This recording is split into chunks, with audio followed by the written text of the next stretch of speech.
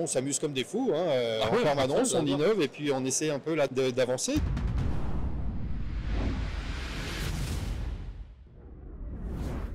Nous allons passer un petit moment avec les gens de BV Corporation, avec monsieur Romain Camp-Mas, dirigeant de l'entreprise. Et vous avez une spécialité de matériel aéroportuaire spécialisé.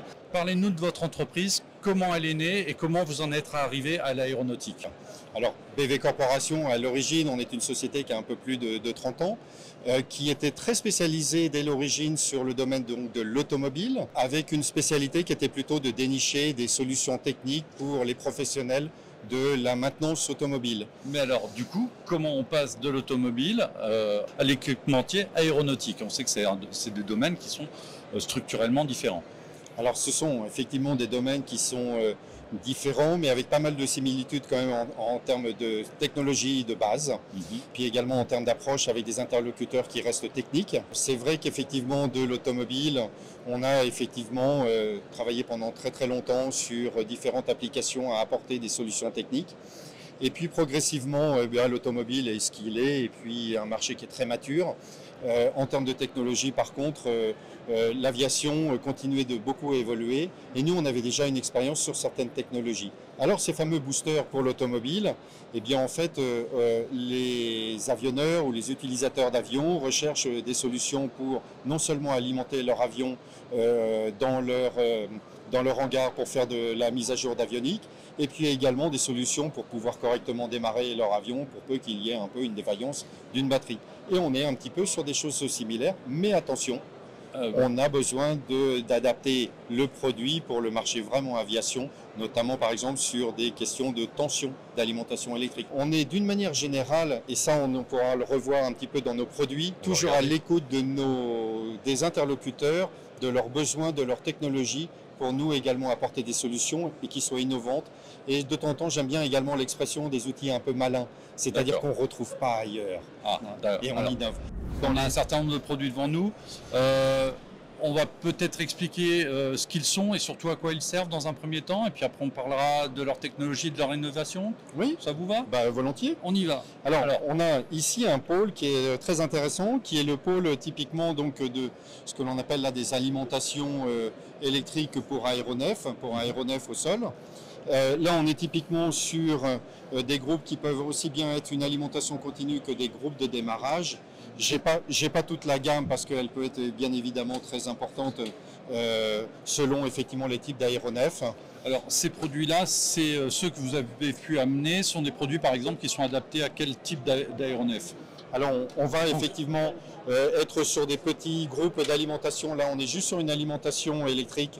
Eh bien, on les retrouve notamment sur le stand de Diamond actuellement là, et ils alimentent l'avionique des avions pour justement les démonstrations. Ensuite, on peut être sur des plus gros modèles qui vont correspondre déjà plus sur des PC-12, pour des Pilatus ou pour des hélicos, puisqu'en fait, on est quand même bien évidemment sur les deux technologies. Avion, hélico, globalement même. Avion léger, avion d'affaires.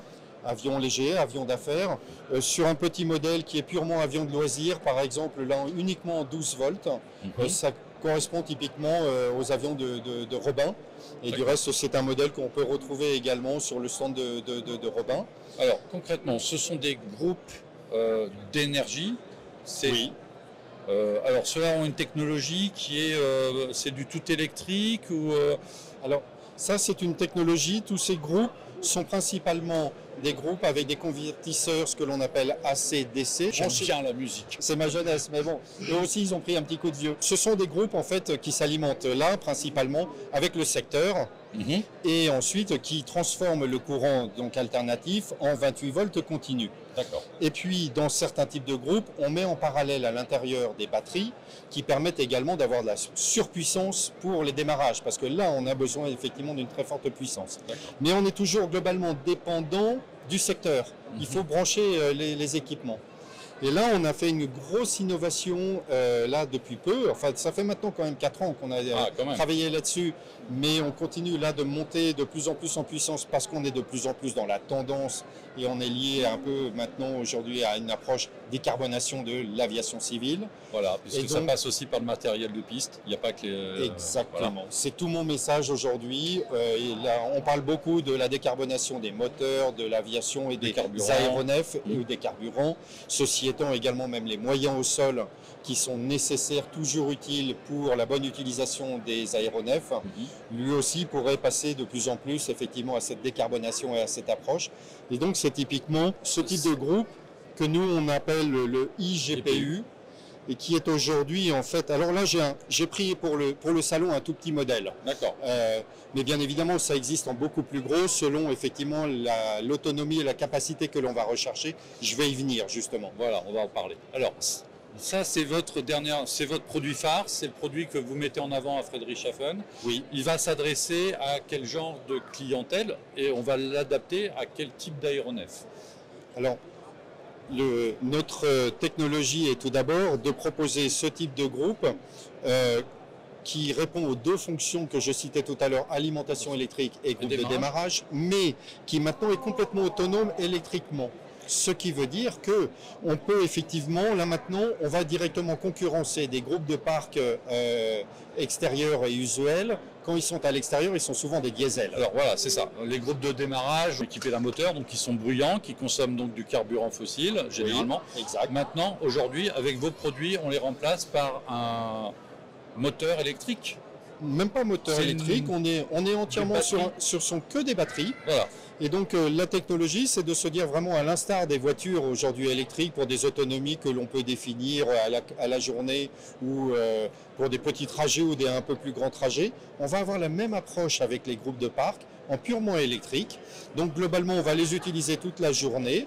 Et le soir, on le ramène au hangar et puis on le rebranche et il se recharge. Il faut que l'opérateur sache très exactement quel genre d'activité il a. C'est-à-dire que s'il a 12 démarrages d'avion à faire dans la journée, il faut qu'il ait le groupe suffisant pour pouvoir le faire. Exactement. Parce que, alors, il y a un besoin d'énergie énorme au moment de la mise en route. Le démarrage est très exigeant en termes d'énergie, ce que je veux dire. Oui, c'est toujours un pic. Voilà. Mais avant ça, regardons, allez, il y a une procédure de vol d'un avion en escale. Il va effectivement accueillir les clients, donc il a simplement besoin d'avoir une connexion extérieure et électrique pour pouvoir préparer son vol, le climatiser éventuellement, voilà, le temps que le client effectivement arrive. Et ensuite, une fois le client embarqué, il y aura ce pic de démarrage qui sera nécessaire pour lancer la turbine, les moteurs. Donc il faut une grosse capacité à la fois de stockage, mais aussi d'impulsion, Exactement. Monter en puissance brutale pour lancer le moteur. Exactement. Donc on a effectivement une autonomie pour toute cette préparation de vol. Donc c'est une petite consommation constante, mais qui peut durer un certain temps. Et puis on a besoin également, et donc à l'intérieur, il y a globalement deux types de batteries. Il y a des batteries dites stationnaires qui vont permettre en fait d'alimenter en continu à un faible courant pour préparer le vol. Et puis des batteries qui sont vraiment de puissance, qui seront sollicitées au moment du démarrage. Et la bonne question essentielle à partir de là, pour déterminer un groupe, c'est d'abord de bien voir avec l'utilisateur. Comme vous le disiez il y a quelques minutes, c'est quel est son profil d'utilisation à la journée. Pour qu'à partir de là, on définisse ses caractéristiques. Et nous, on a une gamme standard déjà importante, mais on peut également l'adapter sur d'autres, plus spécifiquement au profil du client et au profil d'utilisation, privilégier un peu plus de démarrage ou un peu plus de temps d'avionique. Donc vous définissez en fonction des besoins du client final. Je crois, et on en avait parlé dans l'article sur Aérobuzz, les deux derniers IJPU que vous avez vendus, c'était pour les aéroports de Lyon. Exact. Alors, dans quel cadre ils se sont équipés pour remplacer quel genre de matériel? Eh bien justement, pour eux, c'était aujourd'hui d'avoir des équipements qui sont purement électriques, remplacer à terme leurs équipements thermiques, de pouvoir également mettre en avant, je dirais, une certaine image, là, une action de leur part vers la transition écologique. Il y a aussi des gains en termes de qualité de travail, puisque je pense que Un des défauts, entre autres, du carburant des machines thermiques, c'est aussi leur côté bruyant. Oui. Ou même parfois les histoires d'odeur. Hein, Oui, donc ici, on a des matériels qui font la même chose, mais par contre, il n'y a quasiment pas de bruit. Ah, il n'y a aucun bruit. Aucun bruit. Donc c'est des choses qui peuvent s'utiliser dans un hangar et les gars qui vont travailler vont être plus au calme qu'avant. Exactement. C'est vraiment une utilisation qui devient très flexible aussi bien à l'extérieur qu'à l'intérieur. Zéro émission en termes de polluants. Et également donc aucun bruit. Et ça c'est quand même sacrément appréciable. Et puis bien évidemment d'avoir quelque chose qui reste très simple à utiliser. Il n'y a pas les niveaux à faire. Un moteur, c'est de l'huile, c'est du carburant. Là, on a juste une prise de courant et on rebranche. La technologie des batteries que vous utilisez à bord de ces IJPU, c'est quelle technologie pour les batteries électriques? Ce sont des batteries au plomb acide qui sont déjà bien connues, bien reconnues, éprouvées, d'une fiabilité c'est pas quelque chose d'extrêmement finalement innovant.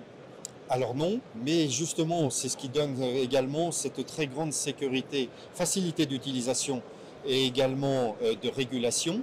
C'est beaucoup plus simple que du lithium par exemple.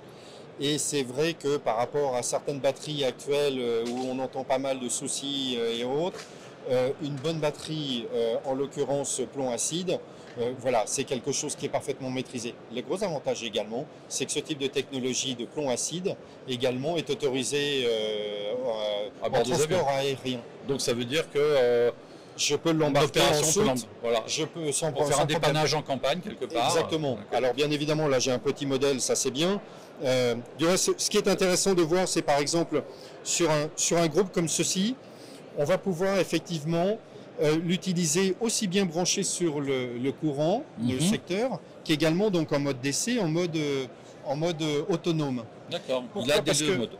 Parce que ce qui est intéressant de dire également, alors contrairement à un véhicule électrique, une voiture par exemple, on ne peut pas rester branché. Exactement. Et que parfois, quand on arrive, on définit toujours une autonomie, 50 km ou 100 km à la journée. Moi, c'est un certain nombre, c'est un type de, c'est un nombre de démarrage ou un nombre de démarrage et puis un nombre de courants à la journée pendant tant de temps. Mais si en fin de journée, exceptionnellement, j'ai surconsommé mon autonomie globalement définie, je peux toujours encore brancher une rallonge sur le secteur et continuer de l'utiliser comme un groupe de parc tout à fait traditionnel. Ça, c'est intéressant. C'est tellement plus rassurant, dirons-nous, en termes d'autonomie. Donc ça, c'est votre produit phare. Les deux derniers livrets l'ont été aux aéroports de Lyon, Lyon-Bron et... Lyon et Saint-Exupéry. Mais j'en avais déjà livré également pour des bases d'hélicoptères sur les maintenances d'hélicoptères. Je pense notamment des hélicoptères du SAMU. Et puis également sur les bases notamment Marine Nationale, sur les tout derniers H160. Donc les H160, les groupes de démarrage des H160 de la Marine, sont faits à partir de vos groupes électriques aujourd'hui. Ils utilisent effectivement nos groupes sur leur base de maintenance pour la maintenance. Donc c'est vraiment une technologie qui est intéressante et qui est dans l'air du temps, que j'ai même voulu faire valoir à l'occasion du salon en ayant même la reconnaissance du ballon vert. Ça, c'est le ballon qu'on retrouve un petit peu sur pas mal de stands. Il y en a quelques-uns, effectivement, ici. Donc, Sustainable Aviation Trail.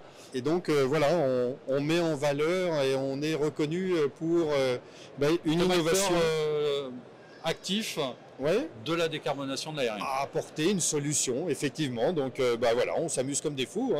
En permanence, on innove et puis on essaie un peu là d'avancer.